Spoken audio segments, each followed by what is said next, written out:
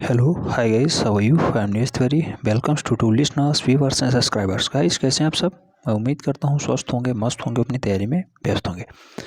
बेटा, बहुत सारे स्पेशल मैसेज आ रहे हैं कि क्या टीजीटी आर्ट की क्लासेस बंद कर दी जाए, क्योंकि कई लोग मैसेज किए हैं, सर पहले प्रावैधिक कला का क्लास कंप्लीट करा लीजिए और बहुत एक्स्ट्रा तनाव हो जाता है अगर टीजीटी की आप क्लास भेज देते हैं, ग्रुप में भेज देते हैं तो भी दिक्कत हो जाती है।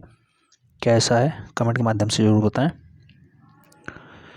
आज ये क्लास प्रावैधिक कला से संबंधित है और 39 नंबर की क्लास है, 39वीं क्लास है। मैं उम्मीद करता हूँ आप सब इसकी प्रैक्टिस कर लेंगे 4 से 5 बार। और क्लास मोस्ट इम्पोर्टेंट है, ध्यान रखना है, परीक्षा के पॉइंट ऑफ व्यू से बहुत ही महत्वपूर्ण क्लास है।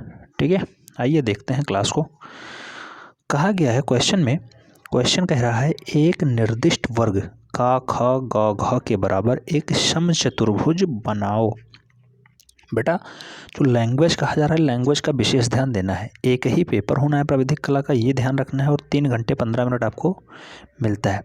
अगर वो वहाँ पे कह रहा है कि हिंदी में नामकरण करता है, मान लो त्रिभुज कहा, काखा गाघा कह रहा है, तो का ख गाघा ही आपको बनाना है। वहाँ पे ABCD मत बनाइएगा, नहीं। एग्जामिनेशन हॉल में तो आप बना के चले आएंगे, एग्जाम लेकर चले आएंगे, लेकिन एग्जामिनर के जो मस्तिष्क में है वो बैड इफेक्ट पड़ेगा और आपको नंबर कट कर सकता है। इसलिए प्रैक्टिस आप खूब करें, इंग्लिश लैंग्वेज में करें, लेकिन जिस भाषा में क्वेश्चंस कह रहा है उसी भाषा में उसका उत्तर देना है।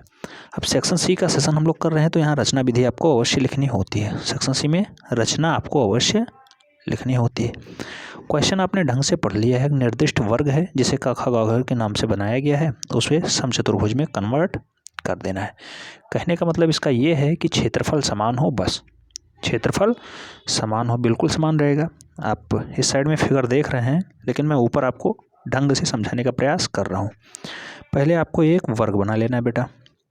तो इस टाइप से वर्ग की सभी भुजाएं बराबर होती हैं। आपने वर्ग बना लिया, नामकरण कर दीजिए ABC और D। उसके बाद कहा जा रहा है कि ABCD के इक्वल ही एक समचतुर्भुज बना दीजिए। समचतुर्भुज कहने का मतलब ये है कि जिसमें भुजाएं समान हों, साथ ही अंदर के कोण भी समान हो। तो यही हमें कर देना है। कैसे करेंगे? तो कोई एक रेखा, चाहे AD ले लीजिए, चाहे BC ले लीजिए, या DC ले लीजिए, या AB ले लीजिए, इसका अर्धक कर लेना है। अब अर्धक कैसे करेंगे बेटा? हाँ, ये समझाते हैं आपको अर्धक कैसे करना है। यहाँ वाले पॉइंट पे आपको प्रकार की नोक रखनी है, और जो है कोई एक उचित दूरी भर लीजिए और पेंसिल इस साइड में कट कर दीजिए और इस साइड में कट कर दीजिए। देन वही प्रोसेस यहाँ करना है। इस वाले पॉइंट पे रखिए प्रकार की नोक, पेंसिल से इस साइड में कट कर दीजिए, इस साइड में कट कर दीजिए। अब ये जो पॉइंट बना है, जो दोनों कट की हुई रेखाएं हैं, इन्हें आपस में मिला दीजिए, यही अर्धक रेखाएं होंगी। ठीक है, अभीष्ट अर्धक रेखा यही है, ये। और इसे जब आप आगे बढ़ाएंगे तब आप देखेंगे कि सीधी यही आधी आधी रेखाएं दोनों को बराबर भागों में काट रही हैं। ABCD को आधा आधा भागों में, अगर इसका एरिया मान लो 10 है, तो अब जो AB का एरिया ऊपर वाला बचा, ये 5 हो गया, ये 5 हो गया। अब इसको हमें कंप्लीट करना है कैसे? तो इसे हमें कंप्लीट करना है अर्धक के माध्यम से। अब बेटा, अर्धक रेखाएं आपने खींच दी हैं, जो है वर्ग आधा आधा बट गया है। अब इसे आपको केवल मिलान कर देना है। मिलान कैसे करेंगे? तो मिलान बेटा आपको इस लेवल पे करना है कि ये दोनों रेखाएं आपस में जाके इस पॉइंट पे कवर करें। तो यहाँ से हम दूसरा कलर ले लेते हैं और यहाँ से स्टार्ट करते हैं, इस टाइप में आगे मिलान करते हैं। जहाँ पे दोनों बिंदु आपस में टच कर जाते हैं वही अभीष्ट समचतुर्भुज बनेगा। और यहाँ पे लास्ट पॉइंट तो दिया ही है, इसलिए लास्ट पॉइंट यहीं पे टच करेगा, एकदम चतुर्भुज के कॉर्नर पे। अब आपको दिख रहा होगा कि जो हमने अभीष्ट समचतुर्भुज बनाया है, अभीष्ट समचतुर्भुज का निर्माण हमने किया है, वो अभीष्ट समचतुर्भुज का एरिया जो है समान ही होगा। क्योंकि आपने देखा आधा एरिया तो आपने यहाँ से कवर कर लिया, समचतुर्भुज का आधा एरिया तो यहाँ से कवर कर लिया, लेकिन 1/4 एरिया ये है और 1/4 एरिया ये है। तो इन दोनों को आपने इस साइड में जोड़ दिया। ये वाला 1/4 यहाँ शिफ्ट हो गया है और ये वाला 1/4 यहाँ शिफ्ट हो गया है। इस टाइप से इसका एरिया भी समान है और वर्ग को हमने समचतुर्भुज में कन्वर्ट भी कर दिया है। समचतुर्भुज कहने का मतलब ये है कि अगर इसका हम लोग नामकरण करें, इसे हम लोग ई पॉइंट मान लें, तो जो रेखा बी ई है ये समानांतर होगी और इसे हम लोग A B C D E, तो इसे एफ मान लेते हैं बेटा।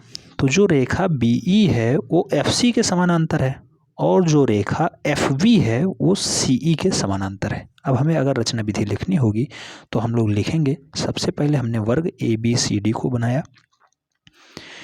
ए बी सी डी में बी सी रेखा को हमने अर्धक किया। बी सी रेखा को अर्धक करने के बाद जो पॉइंट हमें प्राप्त हुए उसी के समानांतर एक रेखा खींच दी जो कि डी सी और ए बी के समानांतर है।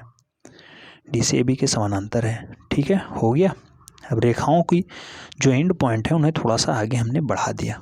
उसके बाद कहा जा रहा है कि जो बी सी पॉइंट था उसे जो ए डी भुजा थी, ए डी पे जिस पॉइंट पे बढ़ी हुई रेखा कट कर रही थी उस पे मिला दिया। तो बी सी का वो पॉइंट एफ पॉइंट पे जाके मिल रहा था, हमने यहाँ पे मिलान कर दिया है। एफ पॉइंट पे हमने मिलान कर दिया। देन वही प्रोसेस हमने आगे वाले पे भी किया जो कि ई पॉइंट पे टच कर रहा है और जो अर्धक रेखा है उसको ई पॉइंट पे कट कर रहा था। इस प्रकार से ए बी सी डी के अभीष्ट जो है हमने समचतुर्भुज बनाया जिसका नामकरण हमने बी ई सी एफ के नाम पे रखा, बी ई सी एफ। उम्मीद करता हूँ आप लोगों को समझ में आ गया होगा। एक बार और रफली हम लोग डिजाइन कर ले रहे हैं। इस टाइप से आपने एक पहले जो है वर्ग बनाया, वर्ग का कोई भी रेखा ले लीजिए, इसका अर्धक मान लो हमने कर दिया, नहीं इसका अर्धक हमने कर दिया, इसका ए बी सी डी, इसका अर्धक हमें करना है तो ए डी रेखा का हमें अर्धक करना है। इस टाइप से इधर चाप लगाएंगे, इधर चाप लगाएंगे, सेम प्रोसेस यहाँ रखेंगे प्रकार और इस साइड में पेंसिल की इधर चाप लगाएंगे, इधर चाप लगाएंगे। अब इन दोनों पॉइंटों को आपस में मिला देना है। आपस में मिलाने के बाद ये रेखा को हमें आगे बढ़ा देना है। सॉरी, ये रेखा थोड़ी नीचे रहेगी, इस पॉइंट से जाएगी तो इस टाइप से देखने में मिलेगा एकदम ये मिड पॉइंट पे ही कट करेगी, ठीक है।